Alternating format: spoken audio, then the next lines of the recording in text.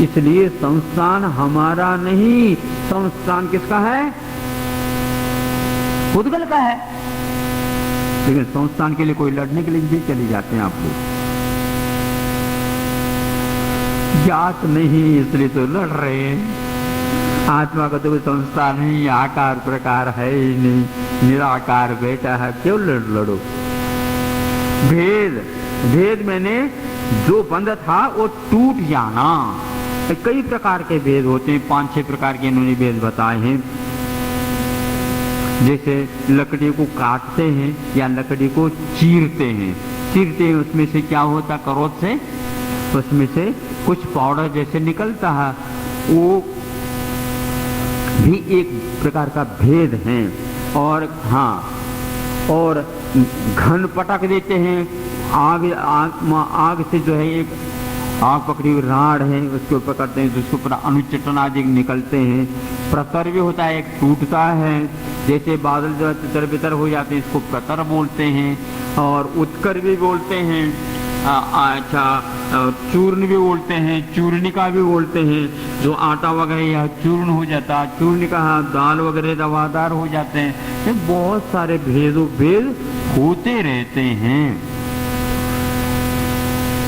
तम, ये एक बहुत अच्छा रहस्यपूर्ण है। तम किसको बोलते हैं? दृष्टि प्रतिबंध कारणम तमः। सर्वासिद्धि कारणे तम की व्याख्या की है प्रकाश विरोधी दृष्टि प्रतिबंध कारणम तमः। दृष्टि को जो प्रतिबंधित कर देता है, अंधकार छा जाएगा तो आपकी दृष्टि में ज्योति होते हुए भी आप कुछ भी देख नहीं सकेंगे। इसलिए दृष्टि प्रतिबंध कारणम तमः सामान्य है। लेकिन कुछ ऐसे भी आंखें हुआ करती हैं, बिल्ली और कुत्ते या उल्लू वगैरह के या शेर वगैरह के, जिनमें दिन में भी देखने की क्षमता रहती है और रात में भी देखने की क्षमता रहती है। ये एक्सेप्शन अपवाद है, लेकिन सामान्य तौर पर अंधकार जो है एक प्रकार से आपको अंधा बना देता। अंधं करोति थी अंधकारः। प्रकाश विरोधी। और छाया किसको बोलते हैं? छाया जो है एक प्रकार से, छाया 2 प्रकार की होती है। प्रकाश आवरण निमित्ता, प्रकाश के ऊपर प्रकाश को समाप्त कर देना, ये तम का काम है। सुन लो, बहुत अच्छा ये जैनाचार्य ने कितने पहले से कहा, देखो अंधकार में और छाया में बहुत अंतर है, तम में और छाया में बहुत अंतर है। तम तो प्रकाश को समाप्त कर देता, विरोधी है, लेकिन छाया ऐसा विरोधी नहीं, प्रकाश के ऊपर आवरण डाल देता है। जैसे मान लो यहाँ पर धूप पड़ी है, धूप आ रही है और आप खड़े हो गए, तो जहां पर आपकी छाया पड़ गई वहां पर धूप नहीं रहेगी, तो प्रकाश के ऊपर आवरण कर दिया आपने। तो प्रकाश आवरण निमित्ता सातु छाया, प्रकाश के ऊपर आवरण डालने का कार्य छाया का होता है। वो 2 प्रकार की होती हैं, एक बिंबात्मक होती है और एक वर्ण विकार परिणता। वर्ण में विकार पैदा कर दे, जैसे छायाकार आ गए ना, फोटोग्राफी हो रही है तो वह क्या है, फोटो जो लेते हैं वह छाया है, जो कि वर्ण विकार रूप में है। तो उसमें वर्ण विकार यदि नहीं आता तो आपकी पहचान नहीं हो सकती उसका फोटो में, इसको छाया बोलते हैं। और एक बिंबात्मक हो जाती है, जैसे जल इत्यादि में नीचे पड़ जाती है वो छाया, बिंबात्मक, जो ज्यों का त्यों आप उस वस्तु को देख सकते हैं, तो अपनी परिछाया दे सकते हैं, ये प्रतिबिंबात्मक हो जाता है।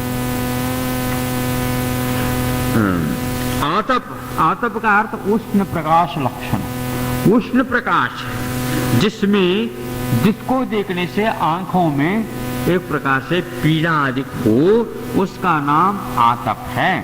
और उससे ठीक विपरीत जो है उद्योत है, जिसको देखने से आंखों में शीतलता और अच्छी सुहाना लगे, उसको उद्योत नाम कर्म का। भगवान को हम देखते हैं, कहीं उद्योत नाम कर्म का उदय तो नहीं होनी, नहीं, उनमें उद्योत नाम कर्म का उदय नहीं, किंतु उनकी आभा ही इस क्वालिटी की, क्योंकि आतप जो है एकेंद्र में ही हुआ, और उद्योत जो है त्रिंचों में भी हो सकता है, पंची संगी पंचेंद्र में, लेकिन मनुष्यों में वह उद्योत नाम कर्म का उद्योग नहीं। महाराज भगवान को देखने से ऐसा लगता कि देखते रहो समोचरण वगैरह में, लेकिन वो उद्योत नाम कर्म का नहीं, उनकी एक शारीरिक कांति और आभाग के परिणाम स्वरूप ऐसा दिखता है उद्योत बनता। इन वाले भी पुद्गल होते हैं, वो तो प्रत्यय लगाया है। अनवस्कंदास्य, मूल में हम दो प्रकार के पुद्गल गिनते हैं, एक अनुरूप में और एक स्कंद के रूप में। अनुरूप में क्या है? जिसमें दूसरे अणु का संबंध नहीं रहता उसको अणु कहेंगे। स्कंद उसको बोलते हैं अणु अणु मिल करके स्कंद का रूप धारण कर लेता। इस प्रकार भेद संगाते उत्पद्यन्ते, अणु और स्कंद इन दोनों की उत्पत्ति भेद और संगात और भेद संगात के द्वारा होती है। संगाते व्य, भेद संगाते व्य कहने से दो वचन नहीं, यह बहुवचन है। बहुवचन का अर्थात भेदादपि, संघातादपि और भेद संगातात। इस प्रकार तीन प्रकार से इसकी व्याख्या की सकती है। तो भेद से भी उत्पत्ति होती है, संघात से भी उत्पत्ति होती है, और एक साथ भेद और संघात से भी अणु और स्कंद की उत्पत्ति होती है। इस प्रकार सामान्य रूप से इस सूत्र के द्वारा दोनों का व्याख्यान उन्होंने किया। अपवाद जो है नीचे के सूत्र के द्वारा कहा जाए भेदाद अणु।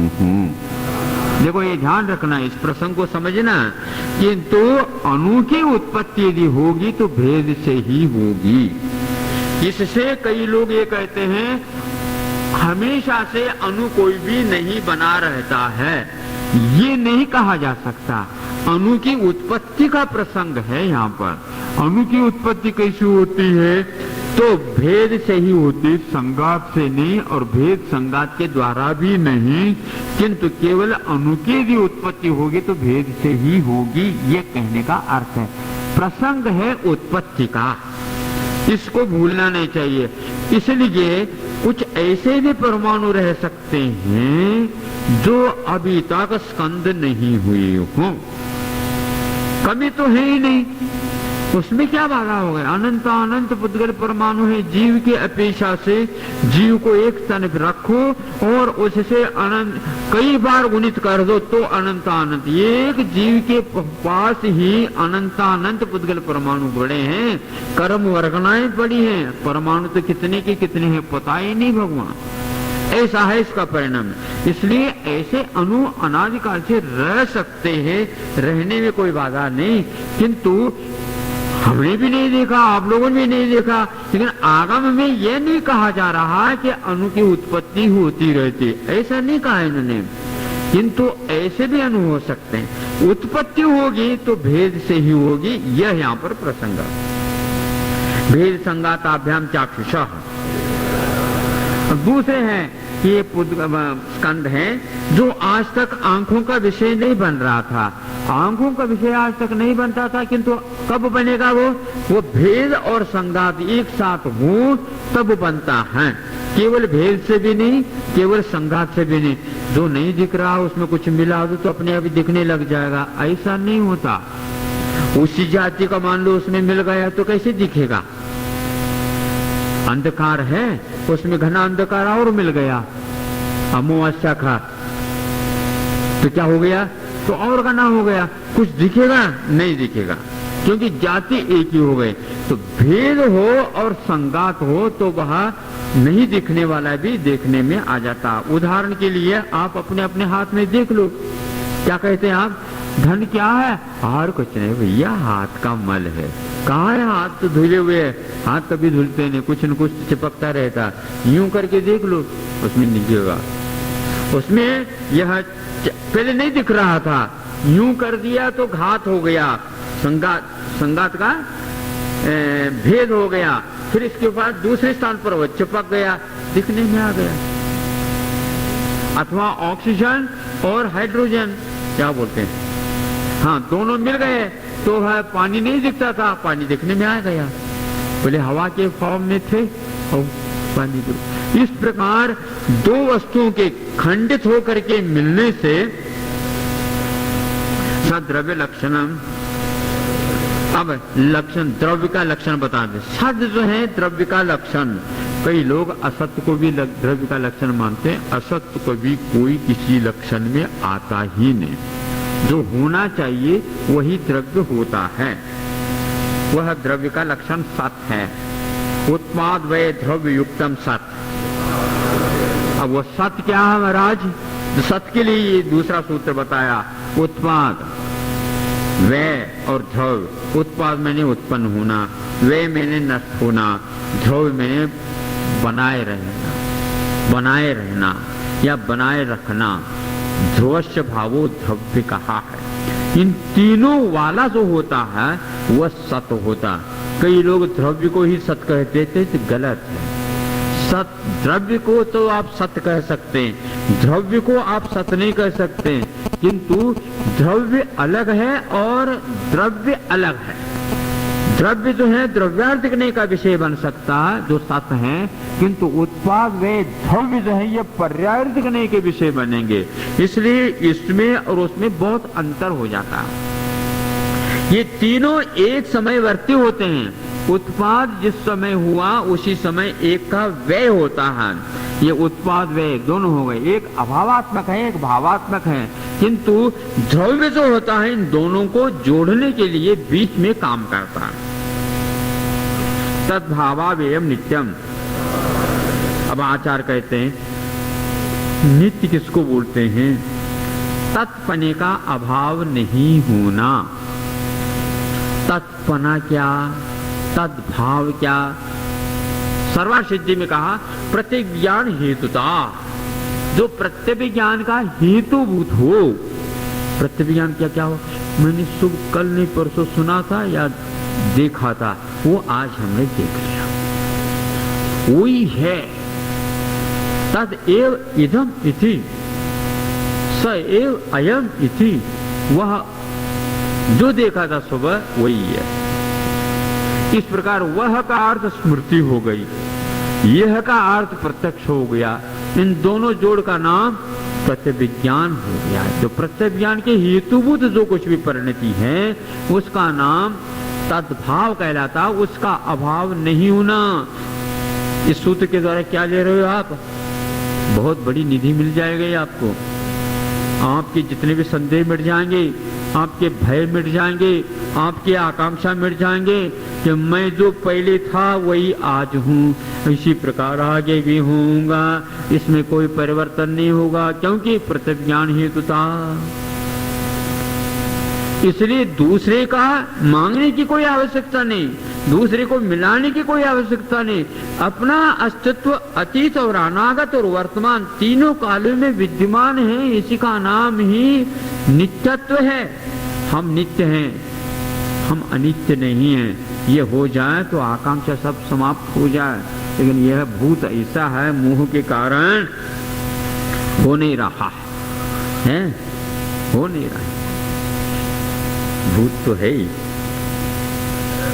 तद्भावावेयम नित्यम अर्पितान अर्पित सिद्धे है। किसी को लगा ये व्याख्यान महाराज एक तरफ कुछ कहो दो, वो भी हो भी रहा है, मिट भी रहा है और जुड़ भी रहा है, ये कोई बात कहो दो। ये तो अपने आप ही कुछ कह रहे हैं ऐसा लगता है, कुछ लगता है पागलपन जैसे। नहीं, अर्पित और अनर्पित के माध्यम से इस प्रकार की वस्तु की सिद्धि हम कर सकते हैं। वस्तु की प्रस्तुति अर्पित और अनर्पित के माध्यम से ही की जाती है। अर्पित का अर्थ प्रासंगिक मुख्य और अनर्पित का अर्थ अप्रासंगिक गौण। इस समय सुनने की मुख्यता है ना, हाँ, इसलिए जिस समय सुनने की मुख्यता है उस समय सुनाने की मुख्यता नहीं है क्या? नहीं, ऐसा नहीं। तो सुनाने के समय पर जो आप दूसरे पक्ष से आ जाओ, अभी तो पहले सुनो, है ना। हमें खेलने दीजिए, अरे खेलने दीजिए, जो एक पार्टी खेलेगी तो उनको खिलाओ। क्रिकेट दो मिलकर के खेलते हैं क्या? एक मिलकर के? मुझे बताओ, है, दो मिलकर के। लेकिन उसमें हाथ में बैट लेकर के कौन खेले, उन्हीं को खिलाड़ी कहा जाता। बाकी जब गेंद फेंको तो गेंद पकड़ो, सब टीम में आते ना। तो उसी प्रकार जब उनका प्रसंग आ जाता वो खिलाड़ी माना जाएगा, गेंद फेंकने वाला वो हो जाता, उसके ऊपर नंबर आएगा तभी तो फेंकोगे। अभी जो फेंक जा रहा है उसको पकड़ो जो फेंका जा रहा है, मतलब राजस्थान में बोलिए तो फेंक जाता है, पड़गिज गया महाराज जी का पड़गान हो गया, ऐसा नहीं कहते हैं राजस्थान में। बड़े महाराज तो पड़गिज गया पड़गिज गया, कहीं गिर गए हो बोली है। तो वहां कितने व्यक्ति मिलकर के क्रिकेट खेल रहे हैं, तो ये खेल रहा है, बाकी जितने भी जो है उसको अपने ढंग से काम कर रहे हैं। यह प्रसंग है, इसको बोलते हैं अर्पित। समझ में आ गए ना? आपको बात समझ में आना चाहिए और कुछ नहीं, हमारा तो प्रयास इतना ही है। महाराज समझ में तो अर्पित का अर्थ ये होता, हाँ ये होता, और अनर्पित का अर्थ होता है समाप्त नहीं होता, किंतु वह अप्रासंगिक माना जाता। अर्पिता स्निग्ध रुक्षत्वात् बंधः। बंद किसको बोलते हैं महाराज? बताते हैं, सुन लो। अब केवल पुद्गल का ये बंद होता है ऐसा नहीं, जीव में भी बंद होता है। वो क्या है? स्निग्धत्व और रुक्षत्व, ये दो चीजें हैं, इनके द्वारा बंद होता है। स्निग्धत्व क्या है? चिकनाहट। रुक्षत्व क्या है? रूखापन। तो एक प्रकार से पुद्गल में स्पर्श गुण होता है ना? पहले आपने सुना था स्पर्श गुण। स्पर्श गुण की 8 पर्याय हुआ करते हैं, उसमें स्निग्धत्व और रुक्षत्व ये दो आ जाते हैं। जो हल्का भारी और जो जितने विशेष हैं वो इसमें बंद में कारण नहीं आते हैं, किंतु स्निग्धत्व और रुक्षत्व ये दो पर्याय, ये जो गुण होते हैं इसके द्वारा बंद हुआ करता है। जीव में कैसा होता है? स्निग्धत्व में राग, रुक्षत्व में द्वेष। तो राग द्वेष के माध्यम से जीव में बंद होता है, स्निग्ध और रुक्षत्व के कारण पुद्गल में बंद होता है, ये ध्यान रखना। इसलिए जिसके पास स्निग्धत्व और रुक्षत्व है वह निश्चित रूप से रूपी बन जाता है, क्योंकि रूपी के साथ अरूपी का बंध कैसे है? तो स्निग्धत्व और रुक्षत्व के कारण, यानी राग और द्वेष के कारण बंध होता है। राग द्वेष बंध के कारण, राग द्वेष में पूरा का पूरा परिवार मोहनी का आ जाता। अब एक बात और है, बंध के लिए आपने योग प्रवृत्ति को भी बंद कहा था। हाँ ठीक है, योग प्रवृत्ति में भी चिकनाहट रहता है, नहीं रहता ऐसा नहीं, उसमें भी स्थिति और अनुभाग पढ़ते हैं, लेकिन आबादा काल के योग्य नहीं पढ़ते। भावानुयोग जो षटकंड आगम लिखा गया है उसमें आप इसको देख सकते हैं, उसके द्वारा भी स्थिति और अनुभाग पढ़ते हैं। यदि नहीं पढ़ते हैं तो बंद के योग्य 10 ही गुणस्थान होंगे, 11वां 12वां और 13वां नहीं होना चाहिए, लेकिन वहां पर भी योग की प्रवृत्ति होने के कारण बंद होता रहता। अबंध का गुणस्थान केवल अंतिम गुणस्थान है। हाँ, इसलिए राग द्वेष के अभाव होते हुए भी 11वें 12वें 13वें गुणस्थान में योग के द्वारा बंद होता है। ईर्यापत आश्रव होता है, आश्रव होता है तो बंद भी होता है। ऐसा नहीं कि आश्रव होकर के बंद ना हो, एक समयवर्ती होते हैं, इसलिए आश्रव कहो बंद को एक ही बात है। वह बहुत देर तक टिकता नहीं, इसलिए उसको हम सांप्रायिक आश्रव और बंद नहीं मानते। लेकिन बंद तो हैं, 3 गुणस्थान ये भी बंद के योग्य हैं। इसको अच्छे ढंग से पढ़ लेना, ये बंद की व्यवस्था हो गई। स्निग्ध रुक्षत्वात् बंधः न जगन्य गुणाना। अब देखो जगन्य गुण, जहां पर गुण का अर्थ यहां पर अनुभाग, पोटेंसी है। पोटेंसी कहते हैं क्षमता।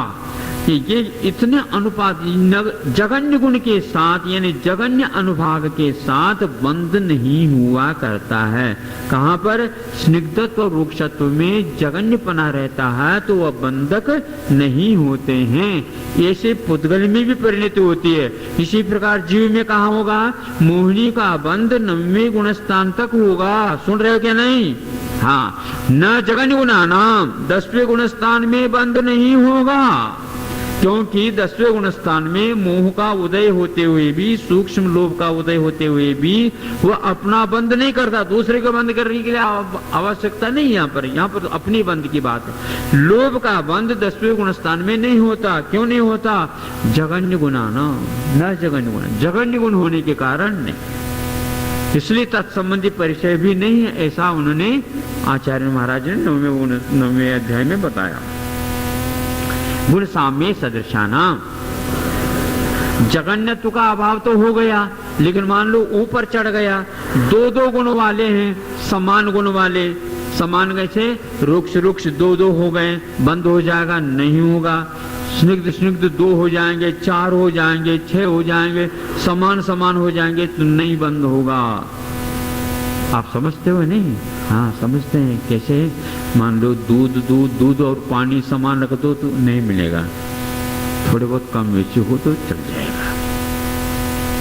समझते हैं? मान लो पार्टी आप 2 मिल करके दुकान चलाना चाहते हैं, इनके भी जो है 8 आना, इनका भी 8 आना, कभी भी गड़बड़ हो सकता है।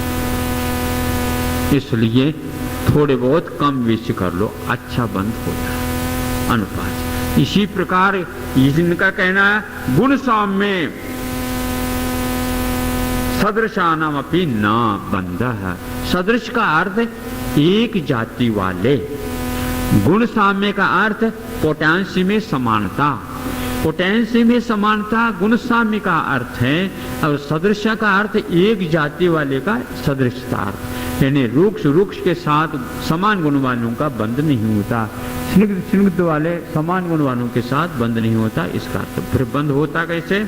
द्वैधिक आदि गुणा नाम तो, हाँ, 2 अधिक आदि गुण वाले हों तो निश्चित रूप से बंद होता है। 2 गुण अधिक आदि क्या है? तो मान लो 2 अधिक हो गए, 6 गुण वाले हैं, एक 4 गुण वालों के साथ बंद हो जाएगा, क्योंकि 2 गुण जिसमें अधिक है। यहां से प्रारंभ आप कर सकते। 2 से 4 का बंद होगा, 4 का 2 के साथ भी होगा, 6 के साथ भी होगा, लेकिन 8 के साथ नहीं होगा। हाँ, 2 अधिक होना पहले अनिवार्य है। ये बंद की व्यवस्था में उमा स्वामी महाराज जी ने ये दी है। यद्यपि षटखंड आदि ग्रंथ के अनुसार कुछ और भेद हो जाते हैं, वहां पर भी द्वि अधिकता तो अनिवार्य है ही। ऐसा तू का अर्थ बंद तो ऐसे अर्थ में आता है। बंदे दिको पारिणामिको च, बंद होने के बाद की बात क्या है सुन लो। परिणामी कौन होगा, नियंता कौन होगा, प्रभावक कौन होगा बंद होने के उपरांत, ये बताया जा रहा। जिसके पास 2 गुण की अधिकता है वह परिणामी होगा। जिसके पास 2 गुणों की अधिकता है वह एक व्यक्ति परिणामी होगा, और जितना वो दूसरे जो है ना परिणाम होगा। समान में बंद तो होता है, कहीं अन्यत्र आज के विज्ञान में लेते हैं, लेकिन प्रभावक कौन ये नहीं बताया जाए। प्रभाव की बात है तो यही है। तो प्रभाव का अर्थ 2 गुण की अधिकता, ये नियामक हो गया। अब देखो हम एक उदाहरण दे देते हैं। दूध है, कितना है? 10 किलो दूध है, भगोनी में रखा गया और थोड़े से कुनकुना गरम करके रख दिया, और पता है जो इसको दही जमाना है, और उसमें थोड़ी सी परी के बराबर या 2, 3, 4, 5 बूंद जो कुछ भी आप समझ लो मट्ठे के प्रासों के उसमें डाल दिया। इसमें परिणामी कौन होगा अब दही बनने में? जो 8 किलो वाला है वो अधिक गुण वाला है ना? नहीं, जमाने की अपेक्षा से वो मट्ठे के पास क्षमता ज्यादा है। वो कहेगा स्निग्ध रुक जा, रुक्ष की ओर आ जा, तरल तुम भी आ जा इधर, सघन बन जा, हैं मीठा नहीं खट्टा हो जा, ये सब हो गया। इसको बोलते हैं परिणामी। समझ में आ गए ना?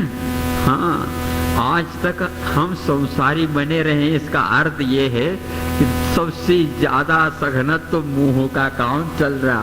10वें गुणस्थान में जाएंगे तो ठीक हो जाएंगे। और कर दो पर प्रयास। कितने गुणस्थान? आज 7 तक ही जा सकते, अगले जीवन की बात हम नहीं कह सकते। 7 से आगे नहीं बढ़ सकते आज। ये परिणामी का गुण पर्याय व द्रव्यम। अब देखो, गुण क्या है, पर्याय क्या है, बार बार आप द्रव्य की बात कर रहे हैं। द्रव्य वो होता है, सत होता है। सत क्या होता है? उत्पाद वे द्रव्य वाला होता। फिर इसके उपरांत द्रव्य का लक्षण दोबारा कहने की क्या आवश्यकता है? जो व्यक्ति गुणों को और पर्यायों को पृथक मान करके चलता है, उसके लिए कह देते हैं कि नहीं, द्रव्य वही होता है जो उत्पाद वे द्रव्य युक्त सत्व वाला ही होता है। वो परिणाम के अपेक्षा से हुआ। इन परिणाम आदि की किसमें से निकलते हैं? गुण और पर्याय वाला जो द्रव्य होता है उसमें से निकलते हैं। इसलिए कहा गया पर्याय वाला और गुण वाला द्रव्य ही होता है। गुण को अलग नहीं रख सकते, पर्याय को भी अलग नहीं कर सकते। वह द्रव्य हुआ। कालश्च, अब जो को काल आ गया, समय आपका भी हो गया, काल आ गया। क्या काल है? तो कह रहे हैं काल भी द्रव्य है। काल भी द्रव्य है, किंतु वह अस्तिकाय में नहीं आ सकता। अजीव होते हुए भी, द्रव्य होते हुए भी, पंचम अध्याय के उपसंहार के समय पर आपने काल को याद आ गया, याद कर दिया, तो समय पर ही तो काल को याद करेंगे हम। जहाँ पर उसकी अप्रासंगिकता थी इसलिए याद नहीं की, तो यहाँ पर कोई पहचान ली कि काल कोई वस्तु है ही नहीं। अजीव द्रव्य है, अस्तिकाय नहीं है। वह द्रव्य होने के नाते उत्पाद व द्रव्यपना भी उसमें है। और काल जो होता है एक प्रकार से परमाणु की भांति की, नहीं तो अस्तिकाय में उसको भी गिन लेते। नानो यह कालानु के लिए भी कहा गया है और पुद्गलानु के लिए भी कहा गया है। यदि हम कालानु के माध्यम से आकाश के प्रदेश को पहचानते हैं तो बहुत अच्छी बात है, क्योंकि वैसे परमाणु को तो हम पकड़ करके पहचान भी नहीं सकेंगे हाथ से, तर्जनी से पकड़ करके। वह भी उतना ही प्रदेश घेरता है। आकाश के प्रदेश उतने ही घेरते हैं जो कालानु के द्वारा कहो या पुद्गल के द्वारा। पुद्गल के द्वारा करने से पुद्गल में पुद्गल और भी रह सकते हैं। इसलिए कालानु की अपेक्षा से ही यदि आकाश को हम नापते हैं तो प्रदेश की इकाई अच्छी आ सकती है। ऐसा सोनंत समय है, उसके पास समय मैंने पर्याय, वह कितने हैं? अनंत पर्याय होते हैं। अनंत पर्याय एक साथ कैसे हो सकते हैं? तो आचार्यों ने कहा अतीत और अनागत के अपेक्षा से कहा जा सकता है, अथवा यूं कह दो अनंत पर्याय परिवर्तन हेतुत्वात् स अनंतः। वह कालानु अनंत समय वाला है ने, समय का अर्थ इन्होंने पर्याय ली। एक द्रव्य में भी अनंत पर्याय हुआ करती हैं, उसके परिणमन में हेतुभूत हैं, अथवा इर्द गिर्द जितने भी अन्य पदार्थ हैं उनके अनंत पर्याय नित्पन्न हो रही हैं, उनमें यह कालानु कारण है। इस अपेक्षा से परिवर्तन कराने की अपेक्षा से इसको अनंत समय वाला कहा गया है। ये व्यवहार और निश्चय की अपेक्षा से दो प्रकार के काल होते हैं। वर्तना यह निश्चय काल का स्वभाव है, तो परिणाम, क्रिया, परत्वा परत्व, यह व्यवहार काल की अपेक्षा। द्रव्याश्रया निर्गुणा गुणाः। गुण क्या कहलाते हैं? गुण वो कहलाते हैं, द्रव्य तो नहीं कहलाते हैं, और द्रव्य गुण तो नहीं कहलाते हैं, किंतु द्रव्य के आश्रय से रहते हैं, इसलिए उनको द्रव्याश्रय कहा है। वे ही गुण होते हैं। यानी गुण का यह गुण है कि वह किसी दूसरे गुण को आश्रय नहीं देता। गुण का यह गुण है कि वह किसी अन्य गुण को आश्रय नहीं दे सकता, किंतु वह गुण है उसका कि वह हमेशा द्रव्य के आश्रित ही रहे। द्रव्याश्रया निर्गुणा गुणाः। सुन रहे हो आप लोग? थोड़े से आप प्रासंगिकता जोड़ लो कि इसमें महाराज जी ऐसे भी अर्थ निकालते थे। क्या अर्थ? जिसके पास कोई भी गुण नहीं है वह भी द्रव्य का आश्रय ले ले तो गुणवान हो जाता, स्वागत के योग्य हो जाता। द्रव्याश्रया सर्वे गुणाः कांचनम समाश्रयन्ति। युग ही आज आ गया, द्रव्य रखो अपने झन झन झन झन। आज तो झन झन तो है ही नहीं, पहले झन झन था। कलेदार, रुपया, चांद की बंदे, और वो ऐसे बजते थे। आप लोग जब दुकान में आ जाते ग्राहक से, क्या चाहना है? अरे आप पहले चाह रहे हो, उनको पूछो ना, वही कहते हैं आपको क्या चाहना है। कोई ग्राहक आता है तो दुकानदार की तो ये आदत पड़ी हुई है, क्या चाहना है? तो वो कहता है आपको क्या चाहना है?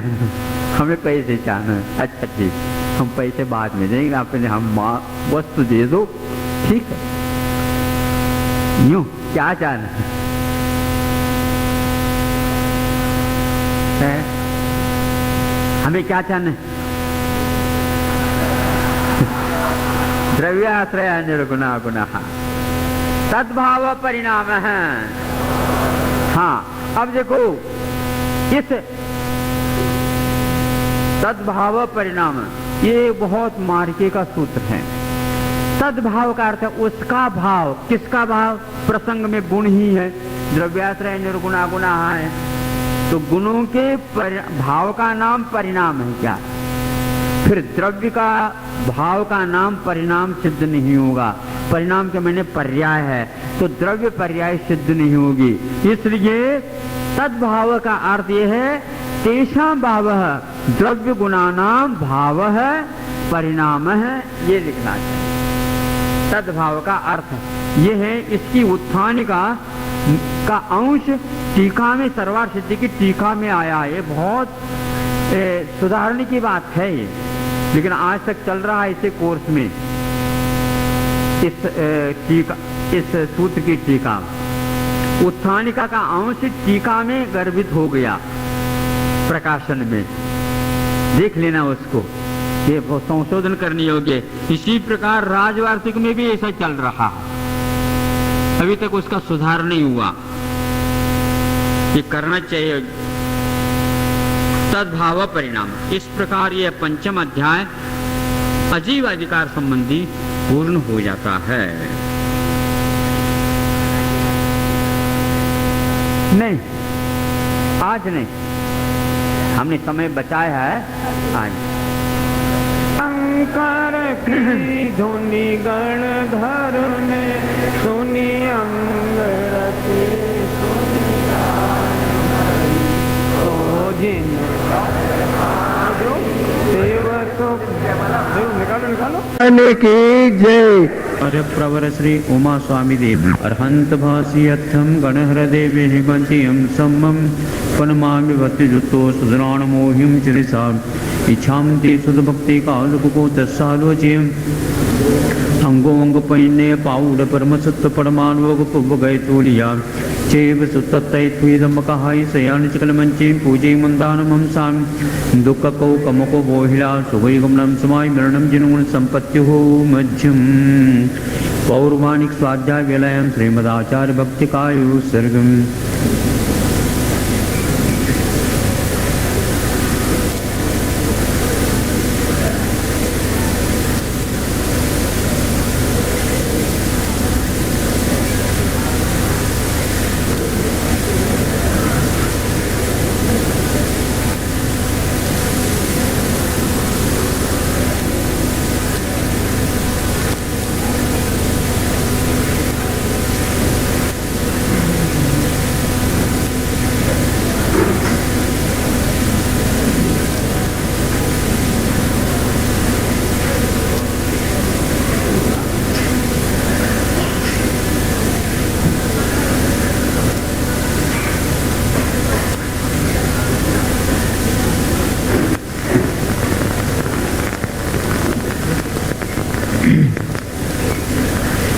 श्रुतजलदिपारगेभ्यः स्वपरमत विभावना कुटुम्बदिभ्य सुचरित तपोनिधिभ्यो नमो गुरुभ्यो गुणगुरुभ्य छत्तीस गुण समज्ञे पंचविहाचार करण सुंदरिसे शिष्यानुग कुशले धम्मायिरे सदा वंदे गुरुवत्य संजमेरिय तरंत्य संसार सायरं घोरं छिन्नन्त्य अट्टकम्मं जमन मरणं न पाविन्ते ये नित्यमृत मंत्र होम निरता ध्यानाग्निहोत्राकुल षट्कर्माभिरता सपूतनंदना साधु प्रिया साधव शील प्रावरणा गुण प्रहरणा चंद्रार्क तेजोदिका मोक्षद्वार कपाट पाठनवटा प्रीणन्तु मां साधव गुरुव पान्तुनो नित्यं ज्ञान दर्शन नायकाः चारित्रार्णव गंभीरा मोक्ष मार्गोपदेशकाः इच्छान्ते आयुर्भक्ति कौसुको तस्सालोच्यं सम्मनान सम्मुदं सम्मचर्चित्तानं पंचविहाचाराणमायराणं आयरादि सुधराणुदेशानुवध्यायनं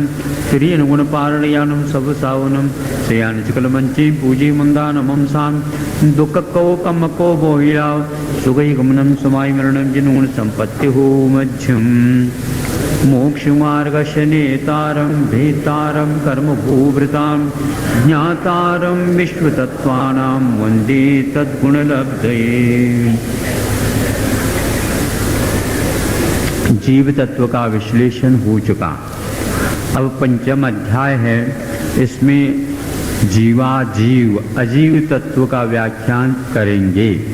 सूत्रकार सर्वप्रथम अजीव काया धर्मा धर्माकाश पुद्गला,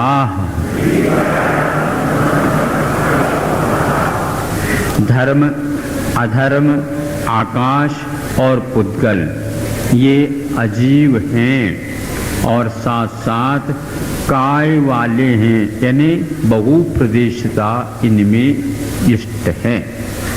बहुप्रदेशता का अर्थ यह है एक से ऊपर उठ गए तो दो प्रदेश से ये काय के रूप में स्वीकार करते हैं। और दूसरी बात यह है कि बहु कहने से कम से कम 3 से प्रारंभ हो जाता है। एक और द्विवचन के लिए बहुत नहीं कहा जाता है, किंतु वह द्विवचन कहा जाता है।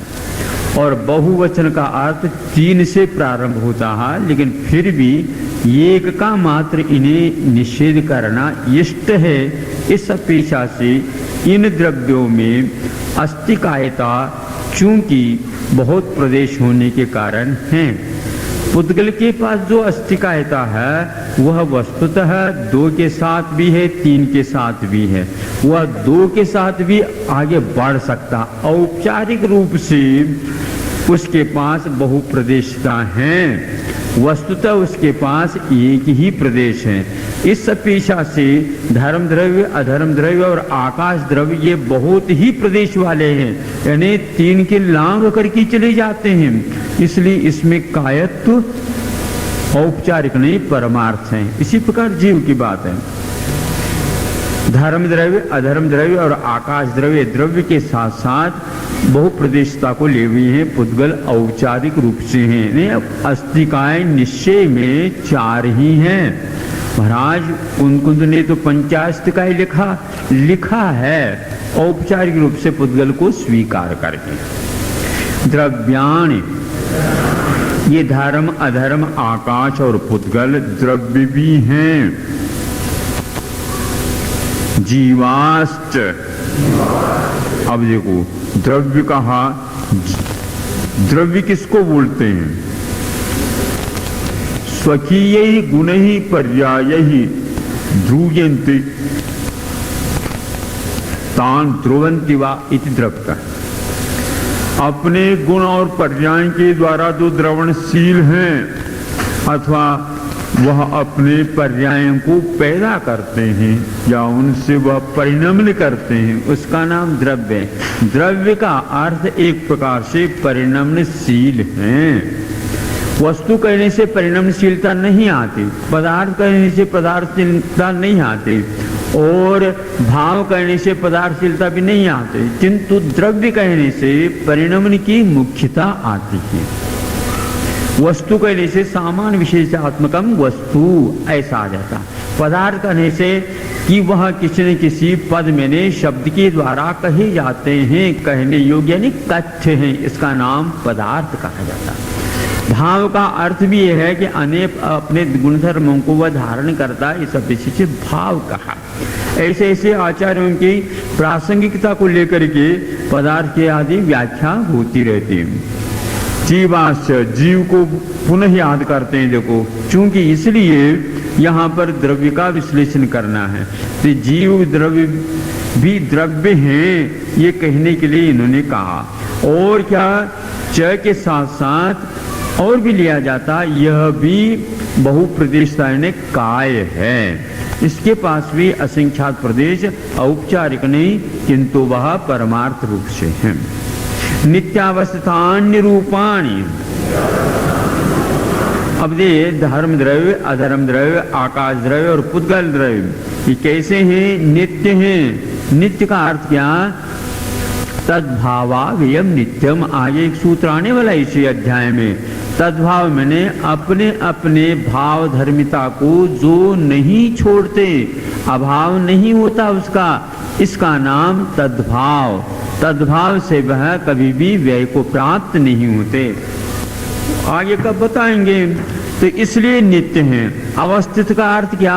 जितने प्रदेश, जितने गुणधर्म आदि की इनकी यत्ता है, नाप है, तोल हैं, उतने भर ही रहते हैं, उसमें किसी प्रकार से न्यूनाधिकता नहीं आती है, इसलिए यह अवस्थित यह विशेषण है। और उसके साथ साथ अरूपी भी हैं, चूंकि धर्म द्रव्य, अधर्म द्रव्य, आकाश द्रव्य तीन द्रव्य हो गए अरूपी, इसलिए उन्होंने पुद्गल को भी उसी चपेट में ले लिया, ये सब अरूपी हैं। तो किसी ने प्रश्न पूछा विद्वान या पंडित जी ने, ये कैसे? पुद्गल तो रूपी हैं। रूपिणः पुद्गलाः, ये अपवाद माना जाता है। हम पहले परमार्थ का कथन करते हैं और अपवाद का बाद में कर देते हैं, क्योंकि एक ही सूत्र में हम इनको अरूपी कह सकते थे, क्योंकि तीन द्रव्य ज्यादा थे, इसलिए कहा। इसको सन्निकर्ष के साथ साथ ऐसी चपेट में आया करता है। बहुतों के साथ वर्णन करते समय ऐसा ही होता है। अचक्षु दर्शन की अपेक्षा से सारे जीव 12वें गुणस्थान तक पहुंच जाते हैं, क्योंकि अचक्षु दर्शन के मार्ग ना बना ली तो उसमें तो एक इंद्र से लेकर के 12वें गुणस्थान तक पहुंचेगा वो।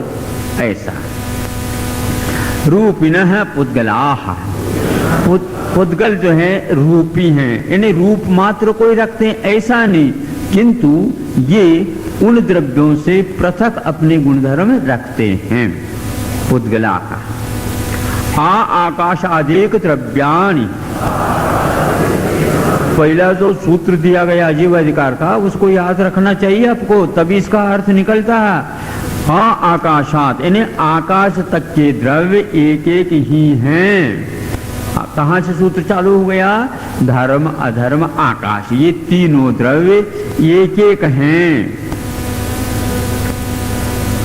एक नहीं एक एक हैं। आकाशाद एक द्रव्यानि निष्क्रियाणि च। अब देखो ये क्रिया से रहित भी हैं। आकाश द्रव्य तक, धर्म द्रव्य, अधर्म द्रव्य और आकाश द्रव्य। क्रिया का अर्थ क्या आगे बताएंगे। स्थान से स्थानांतर जाने रूप शक्ति विशेष का नाम क्रिया है। ये किसमें है? ये धर्म द्रव्य, अधर्म द्रव्य, आकाश द्रव्य में नहीं है, और जीव द्रव्य में भी नहीं है। क्या जीव द्रव्य में क्रिया है? यदि जीव द्रव्य में क्रिया नहीं हो तो मुक्त ही पर मुक्त रह जाएं, वहां तक नहीं जाएं। हाँ, जैसे अधर्मास्तिका, धर्मास्तिका, आकाश द्रव्य यह जगह क्यों यहीं पर रहते हैं, उसी प्रकार रहना पड़ेगा। इसलिए निष्क्रियाण चाहिए, निष्क्रिय भी हैं आकाश तक द्रव्य। असंख्येयाः प्रदेशाः धर्माधर्मैक जीवानाम, धर्म द्रव्य, अधर्म द्रव्य और एक जीव, ये तीनों कैसे हैं? असंख्यात असंख्यात प्रदेश वाले हैं। प्रदेश क्या? मध्य प्रदेश है, उत्तर प्रदेश है, उत्तरांचल है, ये सब प्रदेश है महाराज। तो ऐसे है क्या प्रदेश है? नहीं, असंख्यात प्रदेश का, प्रदेश का अर्थ ये है जिसके द्वारा आकाश, जो अणु के द्वारा, अणु के द्वारा आकाश जितना व्याप्त हो उसका नाम प्रदेश है। अणु किसको बोलते हैं? आदि, अंत और मध्य जिसका एक हो। क्या कहा? वही आदि हो, वही मध्य हो, वही अंत हो, उसका नाम अणु है। और उस अणु के द्वारा आकाश जितना घिर जाता है उसका नाम प्रदेश है। कई लोग कहते हैं अणु के भी कुछ पहलू होते हैं। कहने के तो पहलू हो सकते हैं, कहने को या कहने की अपेक्षा से, लेकिन उसमें पहलू नहीं। वही आदि, वही अंत, वही मध्य है। यानी लंबाई भी एक, चौड़ाई भी एक और मोटाई भी एक। अब उसमें कोई एक के अलावा दूसरा घुस नहीं सकता। एक में एंगल नहीं हुआ करते हैं। हो तो बताओ, एंगल मतलब कोण नहीं हो सकते ना, इसलिए कोण के बिना पहलू नहीं निकल सकते हैं। ये बात है। तो यह आकाश है। धर्म द्रव्य, अधर्म द्रव्य और एक जीव द्रव्य के पास असंख्यात ऐसे प्रदेश रहते हैं। आकाश शानंता है। आकाश के कितने प्रदेश हैं? अनंत प्रदेश हैं। लोकाकाश के असंख्यात प्रदेश होंगे, किंतु आकाश के तो अनंत प्रदेश है। अनंत किसको बोलते हैं? जिसका कोई अंत नहीं है। इसका अर्थ ये हो गया कि आकाश द्रव्य को केवली भगवान भी पूर्ण नहीं जान सकते। पूर्ण का अर्थ क्या?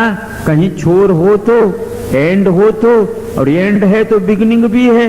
तो इधर की छोर पकड़ो, उधर की छोर पकड़ो, तो चारों तरफ से छोर या आठों प्रदेशों को लेख लो तो कहीं भी छोर नहीं है।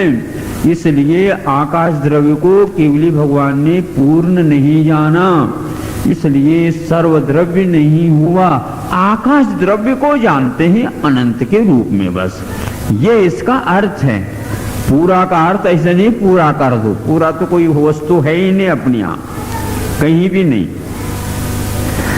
हाँ, आकाश से अनंत प्रदेशा संख्या संख्याश्च पुद्गलानाम। पुद्गलों के प्रदेश चूंकि अस्तिका के रूप में है ना, इसलिए अभी सर्वोत्तम कहेंगे संख्यात, असंख्यात और अनंत। च के द्वारा अनंत पुद्गल द्रव्य के प्रदेश होते हैं। तो किसी ने कहा कि ये कैसी बात है, पहले भी आपने गलती कर दी थी, रूपिण पुद्गल कह करके एक सूत्र में लिखा, यहां पर भी ऐसे कह रहे हैं आप। नानो, देखो पुद्गलों के तो संख्यात असंख्यात अनंत प्रदेश होंगे, लेकिन अणु के नहीं होंगे।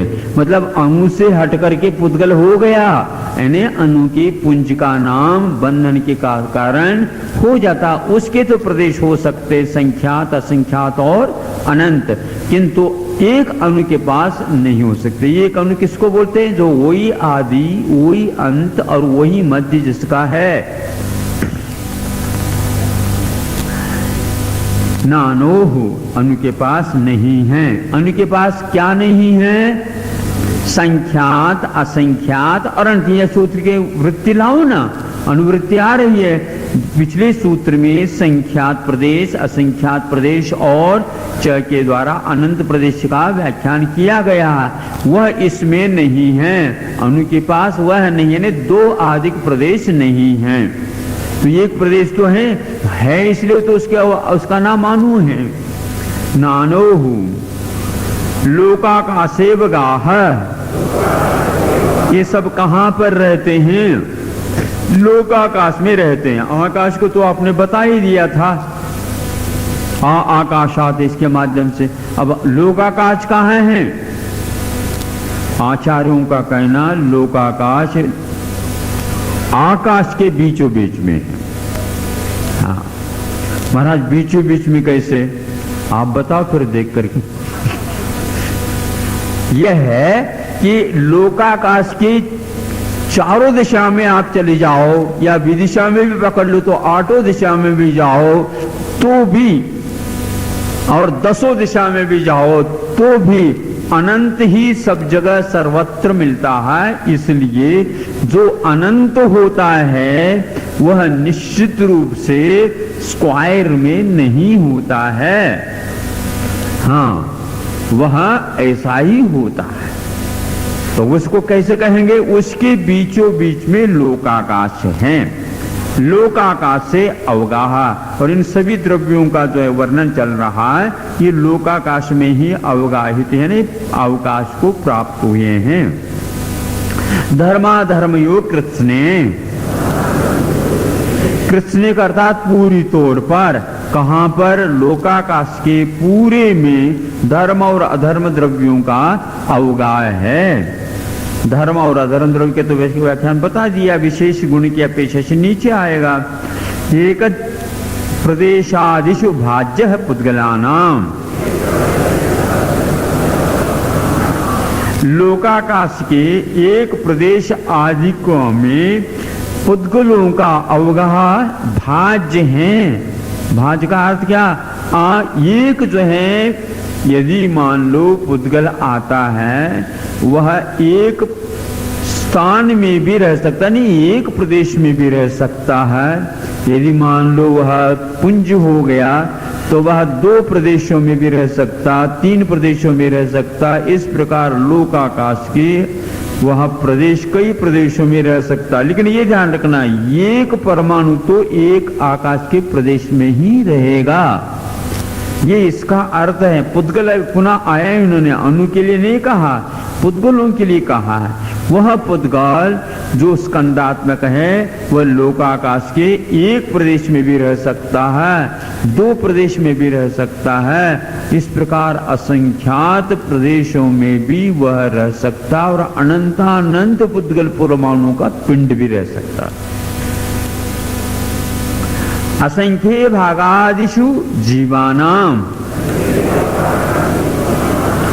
किंतु ये ध्यान रखना जीव की स्थिति इससे बिल्कुल उलट है। लोकाकाश के असंख्यात भाग कर दो, वह कौन से असंख्यात, असंख्यात प्रदेश वाले असंख्यात भी भेद हो सकते हैं। किंतु ये ध्यान रखना, एक जीव यदि रहेगा लोकाकाश में तो कम से कम असंख्यात प्रदेश को आदि बना करके रहेगा। वो जो पहले एक असंख्यात प्रदेश के भाग में रहता है, थोड़ा सा बढ़ गया तो वह भी एक असंख्यात प्रदेश का ही एक भाग माना जाएगा।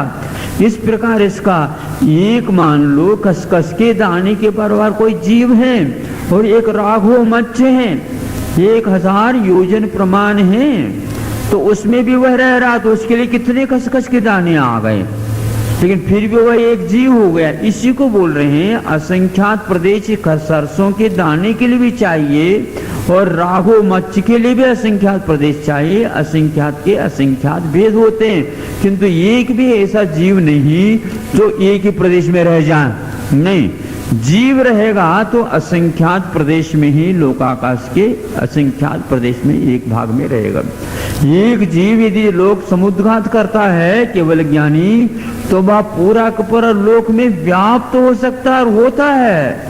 आपने समुद्घात के प्रकरण में सुना होगा कहीं किसी के मुख से या पढ़ा होगा, उसमें लिखा कि जब लोग समुद्घात करते हैं, लोग पूर्ण बोलते हैं उसको। लोग समुद्घात का अर्थ क्या, लोग पूर्ण, यानी आकाश का एक प्रदेश भी बाकी नहीं रहता लोकाकाश का, जहां पर केवली भगवान का प्रदेश उस समय नहीं फैलता हो, नहीं जाता हो।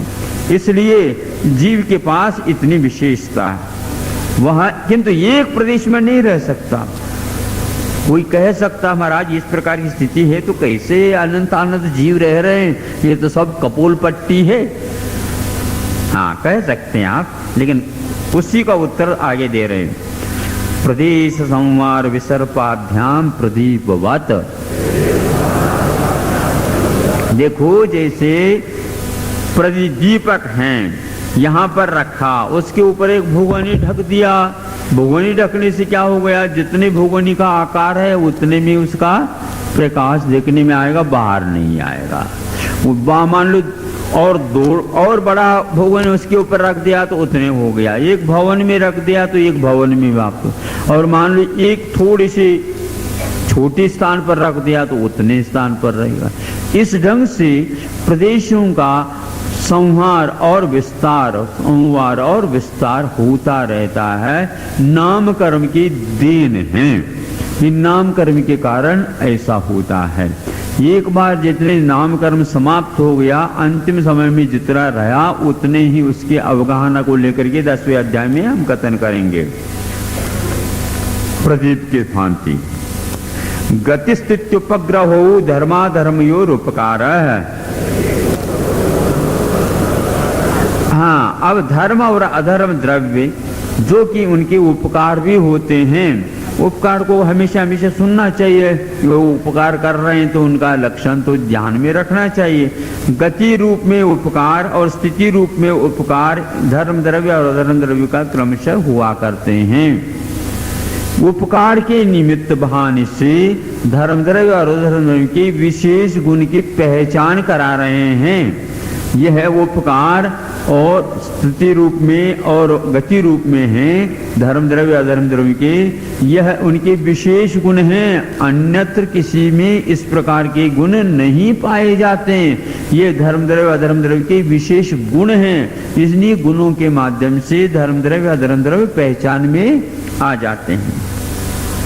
आकाश शावगाह, आकाश का विशेष गुण क्या है? अवगाह देना, अवकाश देना, किसी को आकाश से लोकाकाश से बाहर नहीं निकालना। लोकाकाश से मान लो कोई बाहर निकाल भी देता है तो आकाश कहता है तुम कौन निकालने वाले होते हो? अवकाश तो देने वाला हमारा कार्य है। देखो आप लोग दूसरे के स्वामी बन करके बैठे, तुम यहाँ पर बैठ नहीं सकते, पहले हमने चटाई रखी थी। आकाश तो कुछ कोई नहीं रहा, भैया तुम चटाई रखो, चटाई के ऊपर बैठो, लेकिन तुम्हारे लिए अवकाश मिल रहा है, दूसरे को क्यों कर रहे हो ऐसे? बड़ा कठिन है। यह आजू बाजू में फैलता है, अब तो विदेश में ऐसा होने लगा, ऊपर और नीचे भी फैलने लगा। तो होगा कि ऐसे प्लांटिंग भी हो रहा है, नरक तक प्लांटिंग बिछ जाएंगे हम।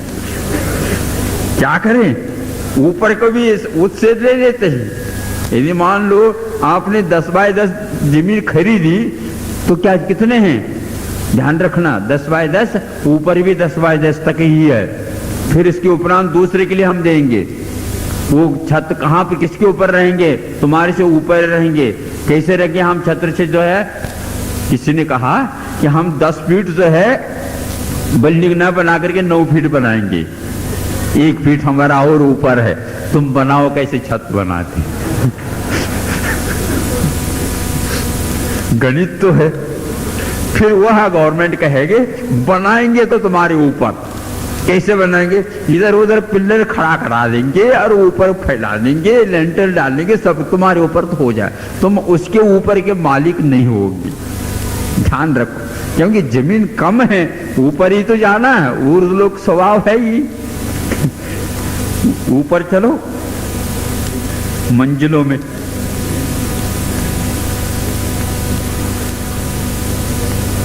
शरीर वांग मन प्राणा पाना पुद्गलाना। अब देखो पुद्गलों के उपकार क्या है? शरीर बना है, ये पुण्य प्रकृति मानी जाती है। प्रत्येक शरीर, कोई भी शरीर हो, सारे पुण्य प्रकृति। शरीर मिला है इसलिए आप बोल रहे हैं, वो रहे हैं, श्वास ले रहे हैं, आदि आदि। धर्म ध्यान भी कर रहे हैं, नहीं तो नहीं कर सकते। वांग वचन भी एक प्रकार से पुद्गल का उपकार है। सुन रहे हो क्या? नहीं, हम अपने कान से सुन रहे हैं, शब्द आ रहे हैं, लेकिन शब्द को सुनने के लिए और शब्द, ये दोनों ही उपकार पुद्गल के हैं। कान से सुन रहे हैं ना, कान भी पुद्गल है, शब्द भी पुद्गल है। क्या पुद्गल नहीं है? पुद्गल का बाजार है यहाँ पर। आप लोगों का कुछ नहीं। शरीर, वांग, मन भी इसी प्रकार पुद्गल का उपकार है। द्रव्य मन और भाव मन की अपेक्षा से दो प्रकार के मन हुआ करते हैं। वचन के बारे में आगे हम कहेंगे, शब्द स्तंभ इत्यादि में। तो वह मन दो प्रकार के, द्रव्य मन और भाव मन। द्रव्य मन भी एक प्रकार से पुद्गल की विपाकी कर्म की उदय से बनता है, ऐसा पूज्यपाद स्वामी का कहना है। वो कहाँ पर बनता है ये नहीं कहा, ध्यान रखो। और भाव मन भी इसी प्रकार, जो भाव प्रणाली है उसको अभिव्यक्त करने के लिए शब्दों के द्वारा, उससे पहले सर्वप्रथम भाव के परिणाम के अभिमुख परिणाम हो जाते हैं।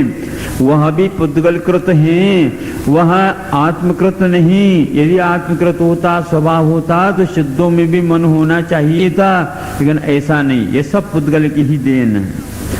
प्राणापान, श्वास और उच्छ्वास, ये दोनों भी पुद्गल की देन है। यदि श्वास रुक जाए तो जीवन समाप्त। श्वास रुक जाए तो जीवन समाप्त, और बाहर श्वास समाप्त हो जाए तो जीवन समाप्त। यहाँ पर तो श्वास बहुत लेने के लिए तो प्राणवायु ऑक्सीजन है, बहुत अच्छी है, ठीक है। ऑक्सीजन नहीं हो तो भी गड़बड़, और ऑक्सीजन तो है लेकिन लेने की क्षमता नहीं है तो भी गड़बड़। अस्पताल में चले जाते हैं, आर्टिफिशियल ऑक्सीजन दिया जाता है, तो कब तक रहेंगे? एक दिन में 5000, महानगरी हो तो 10,000, और महानगरी हो तो 1 लाख। कोई बात नहीं, 1 करोड़ रुपए हैं, 100 दिन के मालिक हैं, उसके उपरांत चलना होगा, क्योंकि आर्टिफिशियल ऑक्सीजन दिया जा रहा है। कि फेफड़ों में क्षमता तो है ही नहीं, वो भी कब तक? बहुत दिन तक चलाएं, ऐसा भी नहीं, उसकी भी एक कैपेसिटी है। फिर भैया ले जाओ इनको, घर में ले जाएं, क्या करेंगे? तो हम यहाँ पर रख करके क्या करेंगे? दूसरे की चिकित्सा और करना है, खाली करवा दो। बोले बड़ा कठिन है ऐसा ही। यह एक उपकार है। प्राणवायु, आपके प्राण है लेकिन प्राणवायु तो आपके नहीं है ना, इसलिए पर्यावरण दूषित नहीं करो। पाना पान का एक अर्थ और लिया है अकलंग देव ने, ये पंचेंद्रियों के विषय में लिखा गया है। मोक्ष मार्ग की अपेक्षा देखते हैं तो ये पंचेंद्रिय के विषय में लिखा। श्वासोच्छ्वास और प्राणायाम में, प्राणापान में बहुत अंतर है। ये दिखते हैं, पेट फूलता है, नाड़ी पकड़ में आ जाता है, तो इस अपेक्षा से इसको प्राणापान बोलेंगे। और विकलेंद्र इत्यादि तो जो है उनमें इस प्रकार श्वासोच्छ्वास के नाड़ी धड़कन आदि देखने को नहीं होते दर्शन आंखों से, इसलिए उनको श्वासोच्छ्वास की अपेक्षा से कहा गया। अष्टम अध्याय में श्वासोच्छ्वास का प्रयोग किया, और यहाँ पर चूंकि विशेष रूप से प्राणापान का, दोनों का अर्थ एक होते हुए भी स्वामी भेद इनमें है। सुख दुख जीवित मरणोपग्रहाश्च, ये और भी है। सुख का होना भी पुद्गल का उपकार, दुख का होना भी पुद्गल का उपकार, जीवित जीवन रहना यह भी पुद्गल का उपकार, और मरण हो जाना भी उपकार। कोई मरण चाहता और मरण न हो तो क्या करो बताओ? यहीं पर बैठे बैठे क्या सड़ेंगे? और सड़ते भी तो नहीं है, बड़ा कठिन है। बोरियत हो जाए, अदला बदल चाहता है, स्थानांतरण चाहता है, वैकल्पिक रूप ढूंढो, ऐसा कहता है। एक ही एक चीज ठीक नहीं लगती, सोच लो, मतलब दुख भी चाहिए। हाँ बिल्कुल, केवल सुख सुख सुख सुख हो जाए तो सूखने लग जाए, दुख आ जाता है फिर बाद में सुख मिलता है तो फूलता है। हाँ ये नियम है। फसल है ना, फसल कब तक फूलता जाता है? सूखेगा कि नहीं? सब पानी देते जाओ फिर भी सूखेगा, सूखने के उपरांत ही फूलने का क्रम होता है। तो रोना भी चाहिए और हंसना भी चाहिए, सुख भी चाहिए, दुख भी चाहिए। दुख के बिना यहाँ कोई बच ही नहीं सकता। ये उपकार कैसे महाराज? उपकार है, आप दूसरे के यहाँ मान लो गमी हुई है, गए हैं और हाँ रोना नहीं हो तो क्या करो बताओ? हैं? हंसो। ये कैसे ये निर्दयी है? हमारे यहाँ गमी हुई है और ये हंस रहा है। हंसने से आप लोग भी हंसेंगे, आपको सुख होगा इसलिए हम हंस रहे हैं। अरे नहीं, रो तो ठीक है, नहीं तो यहां से भाग जाओ। तो रोने से अच्छा लगता है, उसके बिना नहीं। छोटे बच्चे रोते हैं तभी खाने के लिए अच्छी अच्छी चीज मिलती है, सही ना? एक किताब पढ़ी थी कथा छत्र चूड़ामणि, उसमें जीवनधर रो रहे थे। वहीं पर एक मौनी महाराज भी आए थे बताते, तो फिर पूछा ये तुम रो क्यों रहे हैं? शाने बच्चे रोते हैं। नहीं, शाने बच्चे नहीं रोते ऐसे कह रहे हैं। नहीं, शाने बच्चे रोते हैं। रोने से क्या मिलता बता? अभी नहीं बताएंगे। 2-3 चीजें हैं। एक तो यह है रोने से स्वास्थ्य ठीक हो जाता है, नाक में से विकृति वगैरह निकल करके कानों में आंखों में से सब पानी निकल कर चला जाता है, ये हो गया एक लाभ। दूसरी यह है रोने से क्या होता है, या भैया अच्छी अच्छी चीज इसको खाने के लिए दे दो, लाभ हो गया। इसमें कहने की क्या बात है? फिर मुनि महाराज को भी रोना चाहिए क्या?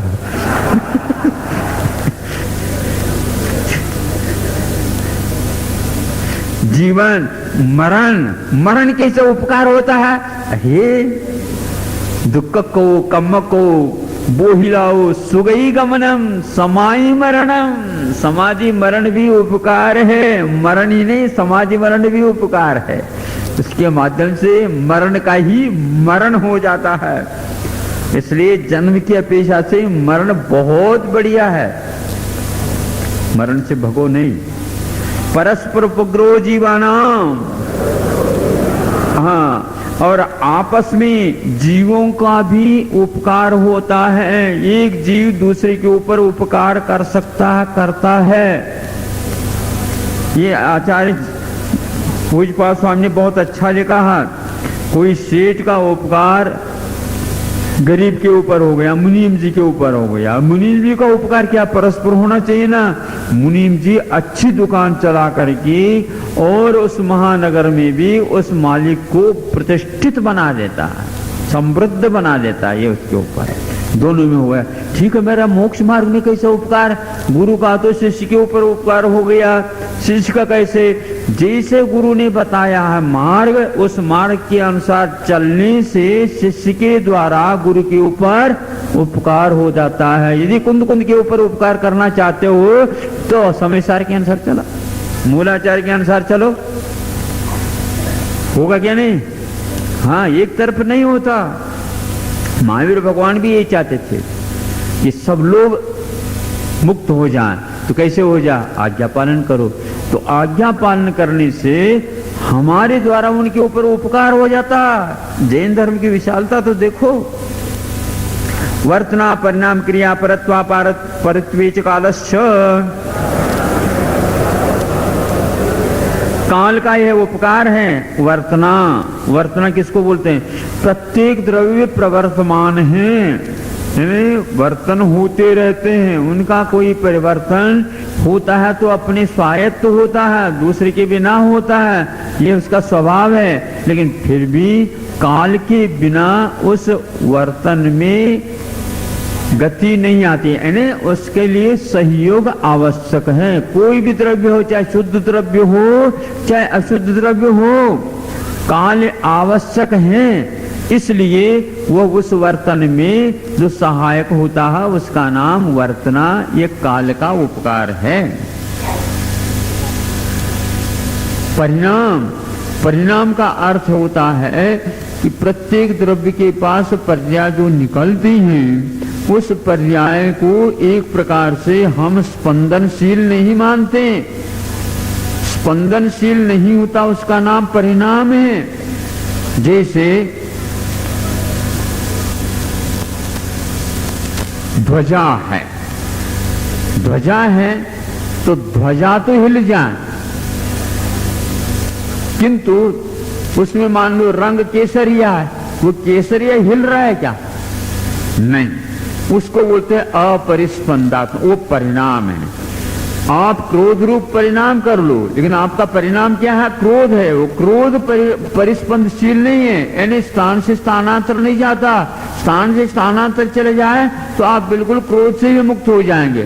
फिर इसी प्रकार परिणाम होने ज्ञान के परिणाम है, तो वह भी निकल जाए तो आप क्या अजीब हो जाएंगे कि नहीं? परिणाम अपरिस्पंदनशील आत्मा का भाव का नाम है। उसी प्रकार पुद्गल द्रव्य आदि आदि का ये परिणाम भी एक प्रकार से काल के द्वारा ही निकलता है, बिना काल का ये संभव नहीं। प्रत्येक द्रव्य में परिणाम निकलते हैं। क्रिया एक स्थान से दूसरे स्थान पर जाने का नाम क्रिया है, यह भी काल के बिना नहीं हो सकता। पुद्गल परमाणु एक मंद गति से चले, एक समय में एक क्षेत्र का उल्लंघन वह कर सकता है। यदि तेजी के साथ चले तो वह एक समय में 14 राज्यों को भी पार कर सकता है। पार कर सकता है क्या? लोक आकाश में नहीं जाता, इस छोर से उस छोर तक वह पहुंच जाता है। यह काल के बिना संभव नहीं है। क्रिया परत्वापरत्व दो प्रकार के होते हैं, क्षेत्र की अपेक्षा से परत्वापरत्व और काल के अपेक्षा से परत्वापरत्व। यहाँ पर काल का प्रकरण है, इसलिए काल का परत्व का अर्थात बहुत दूर, परोक्ष जिसको बोलते हैं, और यहीं पर है तो उसको प्रत्यक्ष बोलते हैं। तो यहाँ पर पास का जो काल होता है उसको अपरत्व बोलते हैं, और बहुत दूर का काल का होता है उसको परत्व बोलते हैं। जो महावीर भगवान के जमाने में तो परोक्ष हो गया, ये परत्व हो गया, बहुत दूर की बात हो गई। और यही की बात, आज की बात, अभी की बात, ये सारे सारे अपरत्व में आ जाते हैं। ये काल के उपकार। स्पर्श रस गंध वर्णवंत पुद्गलाः। अब देखो, सबके द्रव्य के विशेष गुणों का व्याख्यान हो गया। पुद्गल के 2-3 बार चर्चा हो करके भी पुद्गल का स्वभाव क्या है नहीं बताया गया था। तो स्पर्श रस गंध वर्ण वाला पुद्गल होते हैं। पुद्गल जो है इन 4 गुण वाले होते हैं। शब्द को नहीं रखा, ध्यान रखना, उसमें शब्द यद्यपि पुद्गल की पर्याय हैं, लेकिन इसको हम स्वरूप नहीं कह सकते। यहाँ पर विशेष गुण की बात कही जा रही है। पुद्गल को हम 4 गुणों की अपेक्षा से पहचान सकते हैं। देखो इसकी विशेषता क्या कहा कि पुद्गल को पहचानने के लिए 4 विशेष गुण हैं। रूप है, रस है, गंध है और स्पर्श है। स्पर्श के द्वारा भी पहचान सकते हैं, रस के द्वारा भी पहचान सकते हैं। रस जो ही पकड़ में आएगा ये पुद्गल का है, ऐसा समझ में आ जाए। यह सबसे बड़ा इसका दायरा है पुद्गल का। जीव को हम दर्शन और अपने ज्ञान के माध्यम से पहचान सकते हैं उपयोग की अपेक्षा से, किंतु इसके लिए 4 हैं हेतु। शब्द बंध सूक्ष्म स्थूल संस्थान वेद तम छाया तपोद्योतवंतश्च।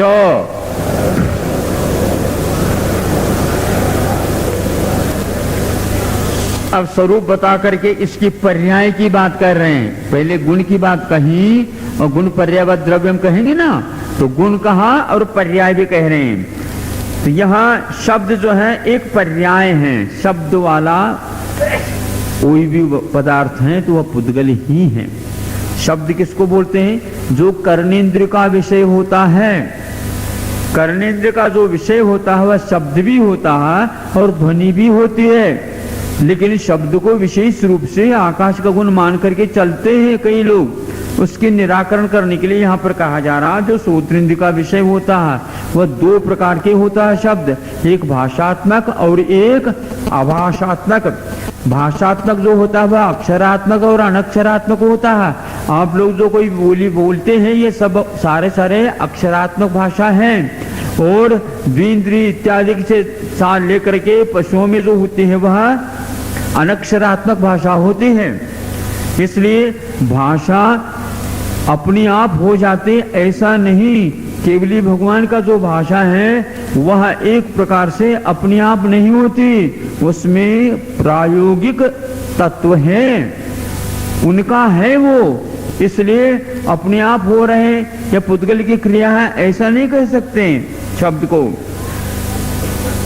और जो आभासात्मक होता है वह भी दो प्रकार का, एक प्रायोगिक होता है और एक वैश्रेषिक, मैंने अपने आप हो जाता।